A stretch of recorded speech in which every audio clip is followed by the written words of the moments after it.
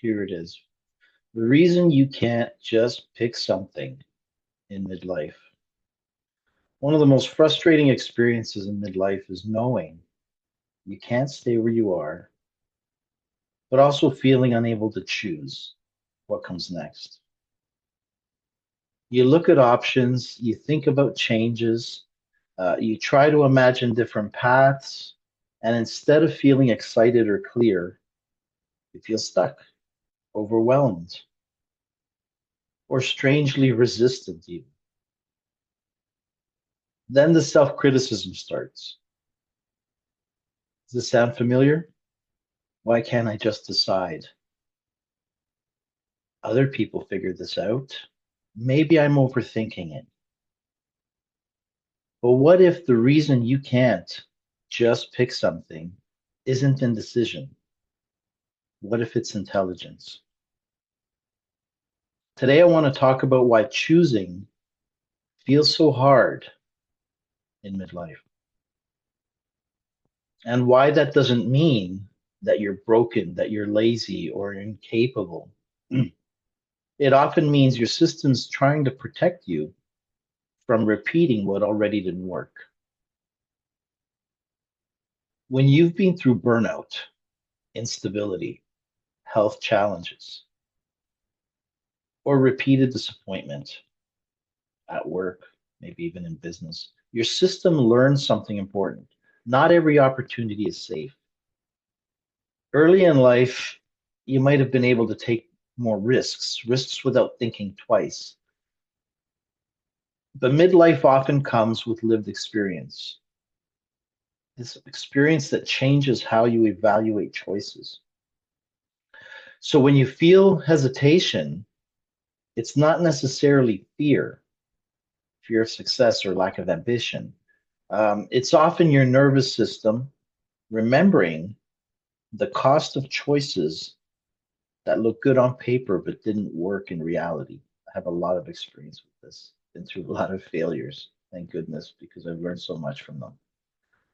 That hesitation is your system asking you better questions. It's trying to make sure the next step doesn't come at the expense of your health, your stability, or even your sense of control. Now, that's not weakness, that's intelligence shaped by experience. In your 20s and 30s, many decisions happened in a context of expansion, more energy, fewer responsibilities, more room to recover if something didn't work out. In midlife, you're not choosing a blank slate. You're choosing from within a life that already has structure, financial responsibilities, family roles, health considerations, and emotional history. Every option you consider has to pass through a much more complex filter, not because you're overcomplicating things, but because your life actually is more complex now. So, of course, decisions take longer. Of course, you can't just pick something. You're not choosing a job, you're choosing how the next chapter of your life will function. That requires thoughtfulness, not speed. So, when people tell you to just take action, they're actually speaking from a mindset that values momentum, not sustainability. But if your nervous system has been overloaded for years through stress, overwork, instability, pressure doesn't create clarity, it creates shutdown. When your system doesn't feel safe, it basically slows you down, and it does it on purpose. It makes it hard to commit. It creates resistance to big decisions. And that's not sabotage, that's protection. Your system is saying, we're not doing that again. not without better information, better boundaries, or better conditions. So instead of trying to override that signal, it can be more helpful to listen to it, and ask what would actually make the next step feel safer for you.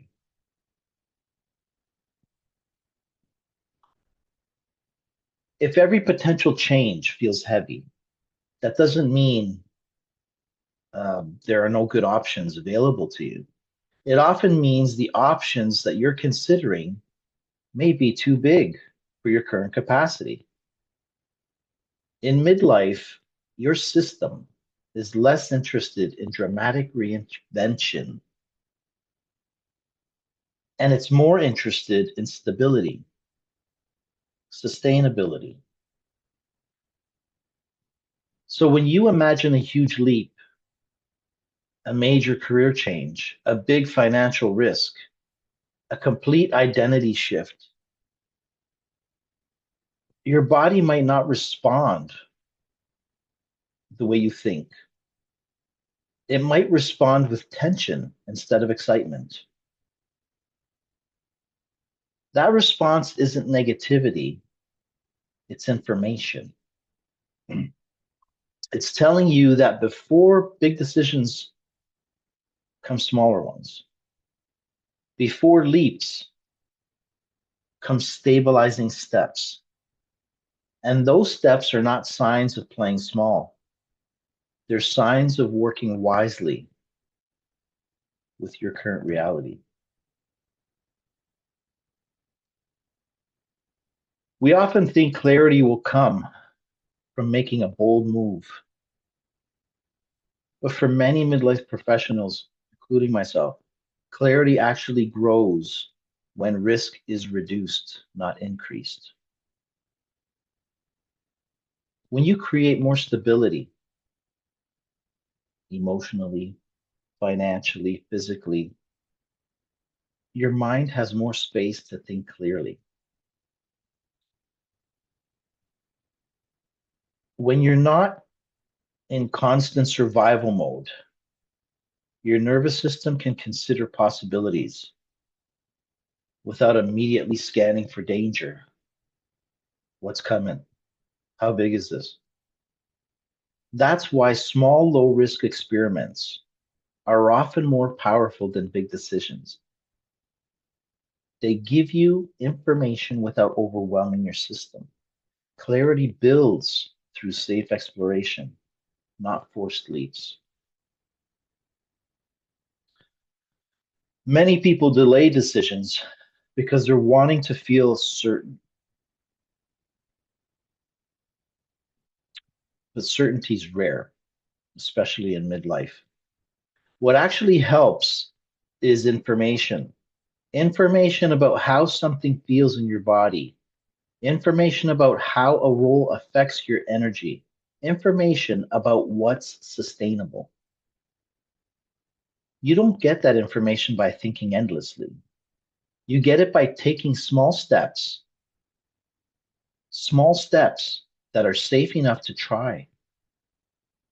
That might look like conversations, short-term projects, skill refreshers, or exploring options without committing to them. You don't need to know the whole path. You just need the next piece of information.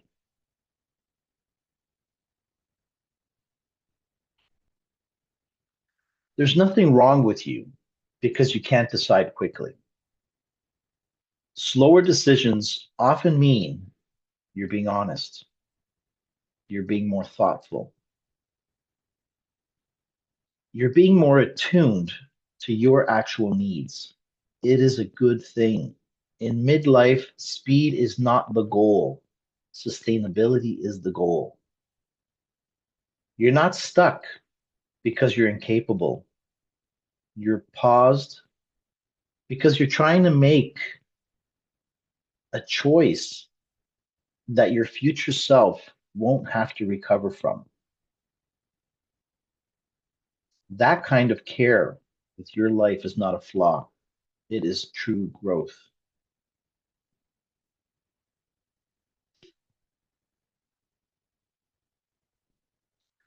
If you've been judging yourself for not being able to just pick something, I hope this helped.